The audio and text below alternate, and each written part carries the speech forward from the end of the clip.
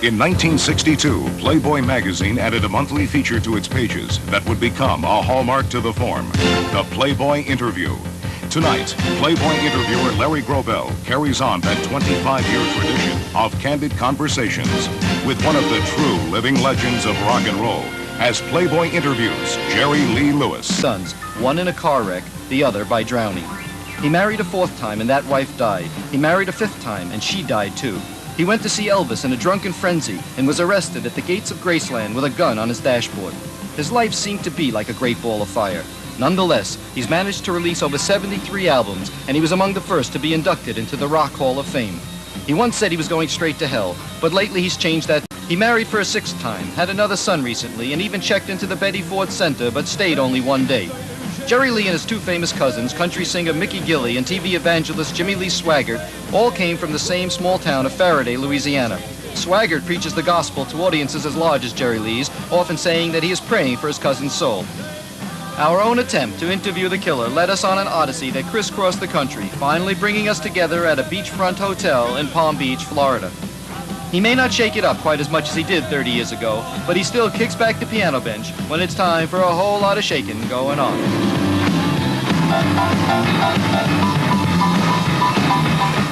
When was the first time you kicked back the piano bench and played it with your elbows? I mean, you accidentally happened one night. About 1958, 57, early 57. We were doing a show somewhere, and I thought, there's got to be something that I can add to my show to get the people really stirred up, you know?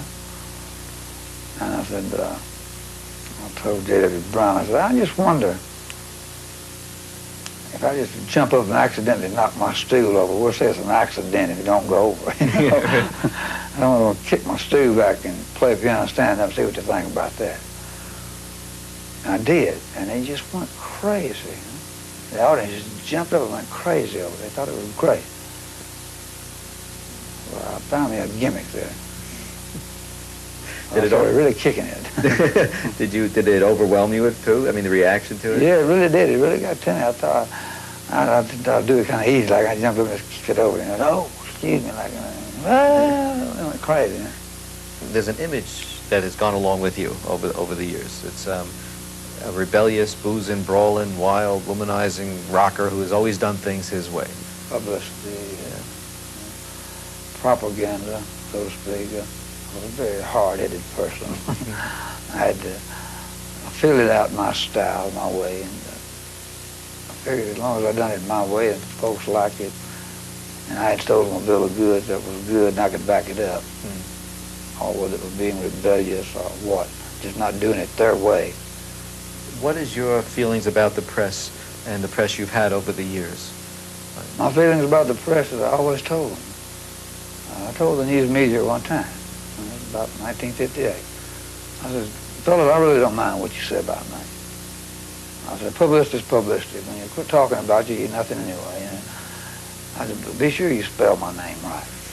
Don't you ever spell my name wrong. Because if you do, we're going to have a prayer meeting.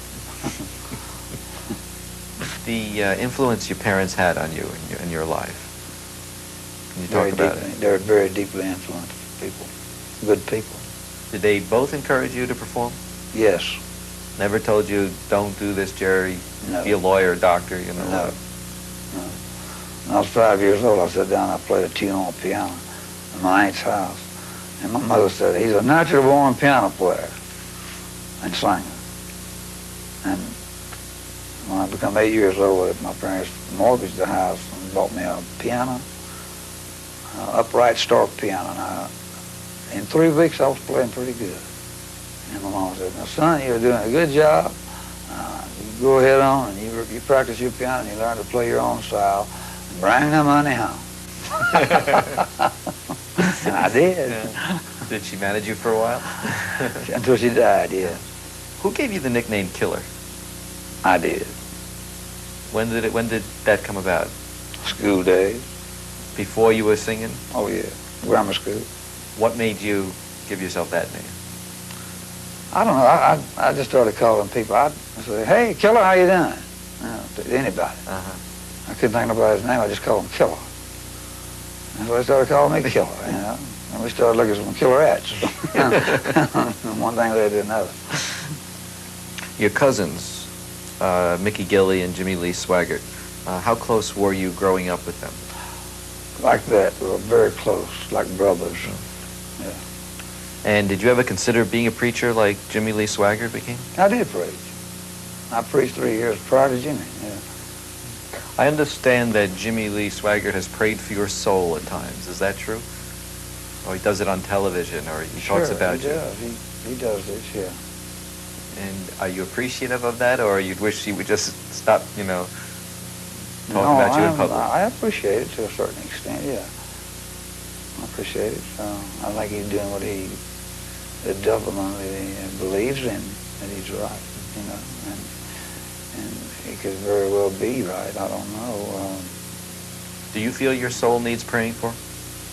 Well, I figure that we all probably need praying for. I don't think it would be bad to pray for somebody. I think prayer's answered if it's a very sincere prayer, if you're really sincere about it. Now, I understand that you once said that you're going straight to hell. Did you want? I hope not, Gilbert. Is it a quote you remember? Is that a misquote, or is it a quote you said when you were wild? And well, I hope it might be a curve or two before I get there. No, I probably made that statement cutting up with somebody or something. I don't know. Who were your early idols? I liked Al Jolson, the Blue Yodeler, Jimmy Rogers, Mississippi. I liked Hank Williams. When I was a kid, I followed Gene Autry. Ain't nobody could sing like Gene Autry, especially riding a horse and singing like it. I could never figure that one out. Me and Mickey and Jimmy, we wore out more horses trying to sing like Gene Autry than anybody in the world. And Jimmy used to back off, something is wrong. And I said, no, we'll get it down after a while. Loping on down the Mexicali Road, you know. And it just didn't work. We never figured he was lip syncing the record. We weren't ignorant people, but... You were getting a sore ass trying to sing a song. Oh, really, man, boy, I'm telling you, rub raw. Now, Autry, Jimmy Rogers, Hank Williams, Al Jolson, none of them sang the way you sang when Breathless, Whole Lot of Shaking Going On comes in. Was that the Pentecostal influence that got you to kick back your pianos and do that, or where did it come from? Right here in my soul. I taught myself. I taught myself to play piano. Nobody taught me anything. I taught myself to sing. I was a natural born singer and a stylist and a lot of imitators, you know, but no duplicators. Well, that's all right. Hold me tight. When you love me right.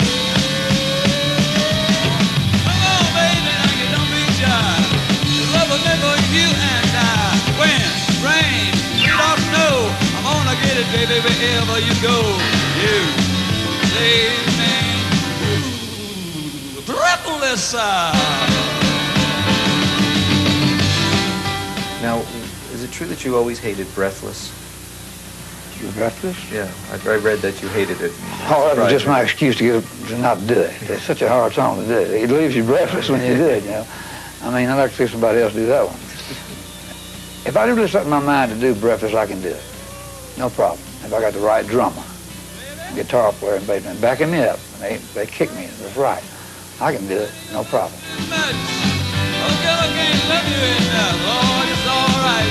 Hold me tight. When you love me right. Come on, baby, don't be shy. The love is meant for you and I. When rain, we don't know. I'm gonna get it wherever you go. 'Cause you save me.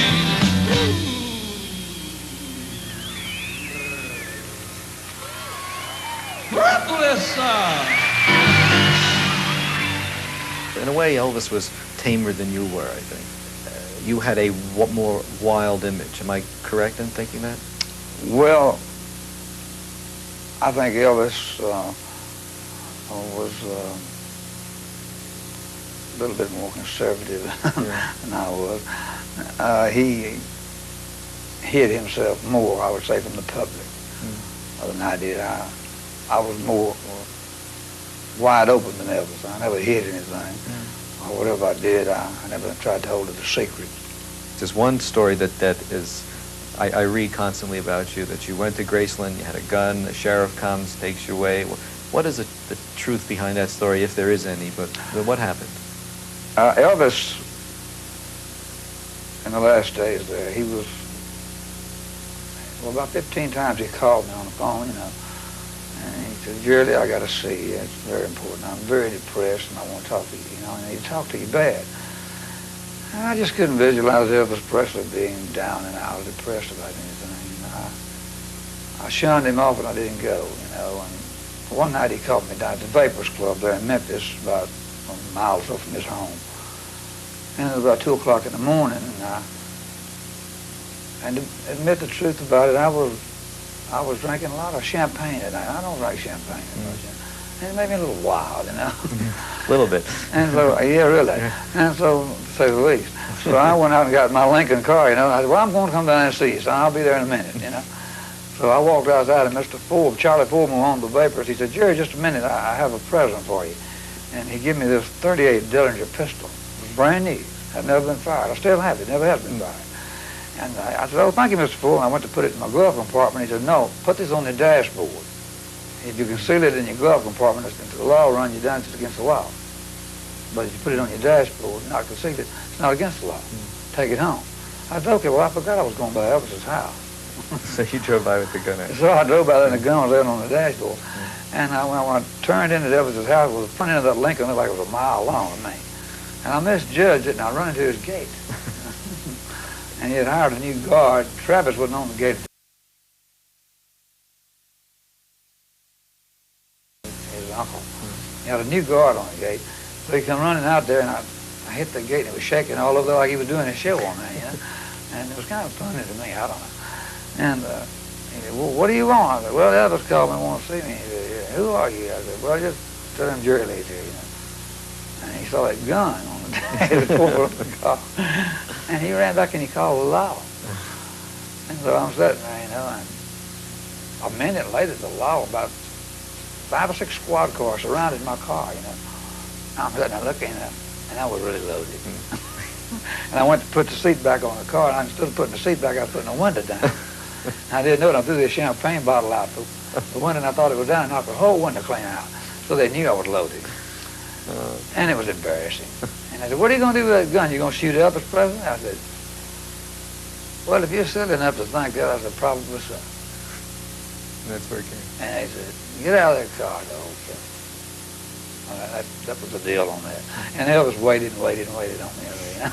Was there ever any competition between the two of you? Did you ever feel that I mean, you're both, no. You know, the leaders of a movement, almost a revolution. We considered ourselves both kings of rock and roll, so to speak. I mean, in our own way. He considered himself the #1 artist. I did too. And the only thing, I done what I wanted to do. Elvis, he wanted to do the things I did, but he was scared too, and he tried to do it and hide it. And so I said, Elvis, you know, you ought to be your own man, do what you want to do. Don't let these people tell you what to do. Well, Elvis Presley was a fine person, and I miss him very much, and he was one of my dear friends, somebody I could depend on, you know? When you talk about, as you saw yourself as, you both saw yourself as kings, a question I was wanting to ask you is, when the history of rock and roll is written, where will your place be? Well, I was the first artist inducted into the Rock and Roll Hall of Fame. I was. 3 months prior to any other artist. And then Elvis Presley, Chuck Berry, Little Richard, Everly Brothers, James Brown, Ray Charles, whoever. But I was the first one. You shake my nerves and you rattle my brain. You make the rebel brothers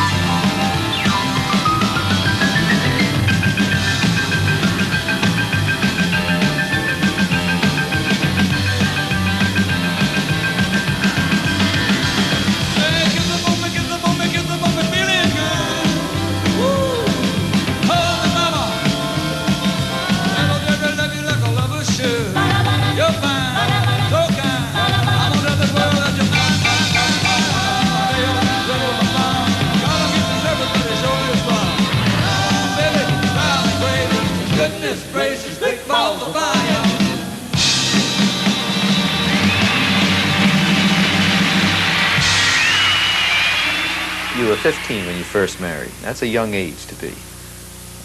That's right. Yeah. Why did you marry so young? Well, my wife, Dorothy, she was a beautiful, beautiful, beautiful young lady. And she was 16. And I don't know, I was a virgin when I got married. She was a virgin. And we didn't know nothing about nothing from nothing, you know. Nobody explained anything to us, you know. And I don't know, I just got it in my mind that we were going to get married because I just had to go to bed with this lady, you know. I never tried this. It had to be a great experience, you know. And for me to do something, I had to do it right. It had to be a marriage. I married all mine, you know. And, wow. And the ladies I found through my life have been great ladies, you know. And those that are still existing, you can get them on the phone right now. And if I need help, if I needed something, something was wrong with me, they'd be here in an hour. Yeah, we're very close. You know, you're forcing me to ask you this question now, but is sex worth getting married for? No. Let me think about that.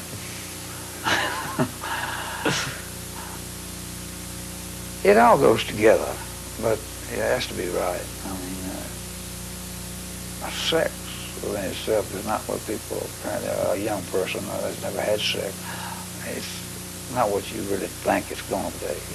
I mean, I don't know what you're expecting, an avalanche or something, you know. Well, it's not fair. And it's something that's love, and it's something that's supposed to be sacred, really, and supposed to be handled that way. And people have misused it a lot, I think, or misunderstood it. Was it a mistake at all to have married your third wife when she was 13? I mean, well, she turned 14 the next day, and I didn't write that, you know. Yeah, but I mean, now we're looking in retrospect at what happened, and the English went crazy, and I believe you were blacklisted for a while. I mean, I think there was an overreaction, but it was a reality in your life. What happened then? Well, it was something that I wanted. And it was something that Myra wanted. And I dated Myra, and me and Jane couldn't make it, so she moved back to Louisiana. And I started noticing Myra, and she was my second cousin. And I had never met Myra before in my life until I went to Memphis, put my first record out. So I actually, to make a long story short, I went out with Myra one night, and she wasn't a virgin. And I was a long lesbian one time. And we got through, she said, there would be no way you'd ever marry me. She started crying. You know? And I said, well, why not? I would marry you just as I would marry anybody else. What are you talking about? She said, well, because I'm not a virgin, you would never marry me, would you? And she turned out to be one of the finest people in the world. We got married. And we had 2 children. Oh, they blackballed me bad. They said I had done the worst thing in the world. They tried to kill me. I just laughed about it. I spelled my name right. And about 9 or 10 years went by. I couldn't get a record played on the radio. So I was doing the Shakespearean play Othello at the Almerson Theater in L.A. And we come out with Another Place, Another Time on Mercury Records. I used in the back door. They called it country music. I called it Jerry Lee Lewis music. And I started playing my records again. And I was back in it, limelight again. Is it also true that John Lennon once kissed your feet? Yes, he did. Tell me about that. Well, we were doing a show in L.A. one night, and John Lennon, that was back in about 1973 or 74, something like that. He came backstage and showed his guards, you know, being very nice. I knew John prior to that. And he walked in the dressing room, everybody was sitting around, and he walked up and he just fell down, he kissed my feet. You know, my son, Junior, was sitting by me, and he was about 16, 17 years old at the time. And he said, isn't that John Lennon? I said, shh, cool that boy, be quiet. And nobody was playing anything. John got up and he was being very serious, and he thought, I want to thank you, Jerry Lee Lewis, for making it possible for me to be a star. And, John Lennon was great. He really was. Now he's dead and gone, and my son's dead and gone too. I imagine it's very difficult to talk about your boys. I don't know if you want to or not, but how did you lose them? Junior bought him a Jeep. He was 19, about 13 years ago. And he, about 14 years ago, he turned his Jeep over and he killed him. Close to the house right in Nesbitt, Mississippi. And he was a fine young man, fine boy. And how did it affect you when you heard it? What did it do to you? It affected me, well, each time you pass that coffin, you accept it. You don't. I've never questioned God in my life. I never will. The Lord giveth, the Lord taketh away. Blessed be the name of the Lord. But it will rip something out of you every time you pass the coffin. It takes a certain part of you. I once was a very strong person. I don't know if anybody is any stronger than I was. And I'm weak now. And your other boy? Well, Stevie got drowned when he was 3 years old. I was in Minneapolis, Minnesota, working at the time. He was with his mother, Myra. And you heard about it on the phone? On the news. On the news. You came home immediately, I assume?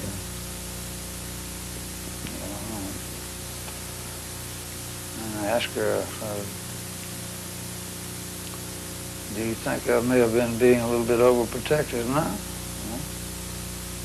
She said that I was being overprotective of the boy, you know. And, well, she was cooking supper.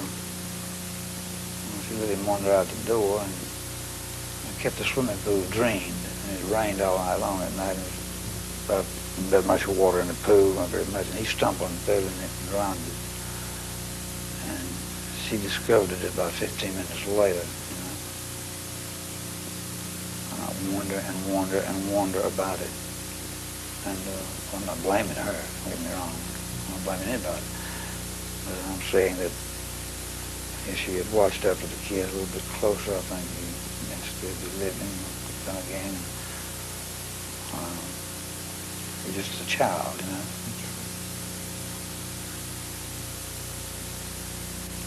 Do you ever think about retiring, or has that ever occurred to you in your life that one day it has occurred to me?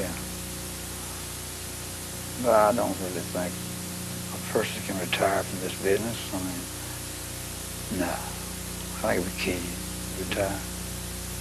Keeps me in good shape. Keep on rocking. Yeah, rock on. I mean, that's the bed you made, lay in it.